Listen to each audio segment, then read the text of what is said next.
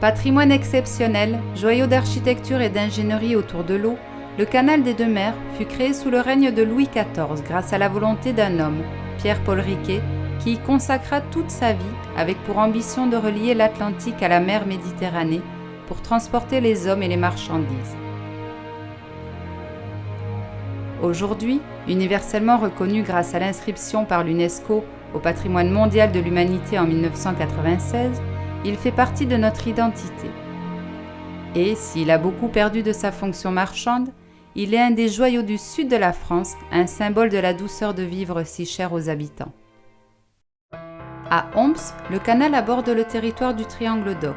Les noms évocateurs de quais des tonneliers et quais des négociants qui bordent le canal rappellent quel rôle il a joué dans le commerce du vin. Comme ici, d'autres villages vivent au rythme de leur port et de ses activités. Bateliers, plaisanciers et promeneurs se mêlent à la vie locale.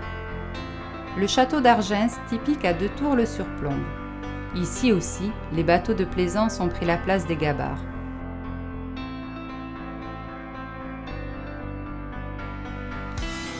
Le Sommail est un exemple de halte culturelle, où les artistes puisent leur inspiration dans le havre de paix du canal.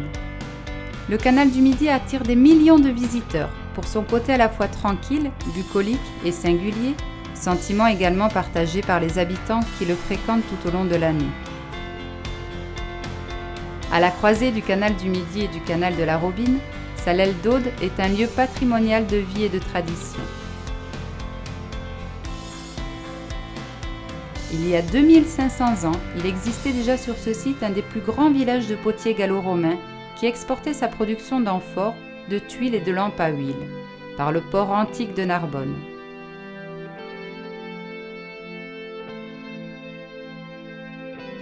L'engouement que suscite le tourisme fluvial ne faiblit pas sur le canal qui offre un magnifique moyen de déplacement doux pour les plaisanciers.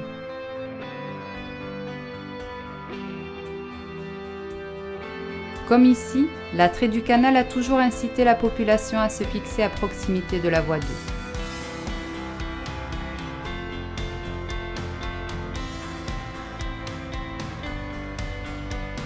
Le territoire du triangle d'Oc, entre Homs et Marseillan, compte aujourd'hui plus de 300 professionnels qui ont une activité en lien avec le canal du Midi. Loueurs de bateaux, de vélos, croisiéristes, hébergeurs, restaurateurs, créateurs d'événementiels. La majorité d'entre eux sont concentrés à proximité des 16 ports et haltes nautiques qui jalonnent son parcours.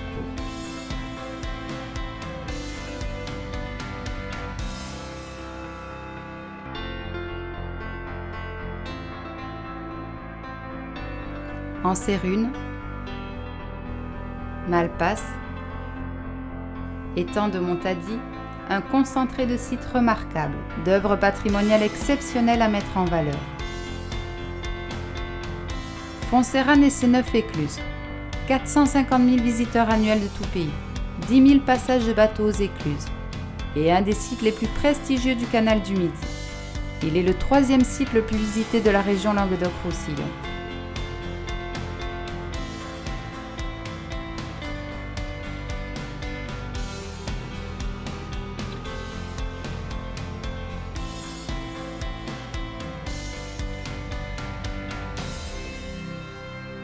Le canal et ses abords offrent aussi un côté sauvage, où la nature conserve toute sa place et préserve les biotopes.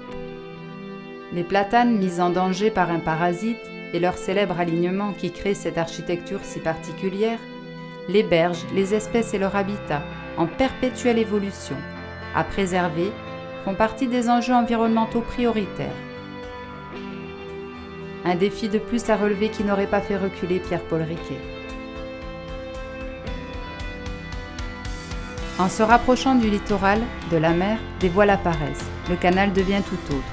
Il se réinvente pour compléter l'offre du tourisme balnéaire. Des projets d'aménagement sur la majorité des ports qui jalonnent le canal se développent pour améliorer le confort et le séjour des plaisanciers qui y font escale. À Marseillan, le site des Ongloues, débouché du canal du Midi dans le bassin de Thau, est un des endroits remarquables où les eaux du canal se confondent avec la lagune. De là, les bateaux peuvent rejoindre la mer ainsi que le réseau des autres canaux.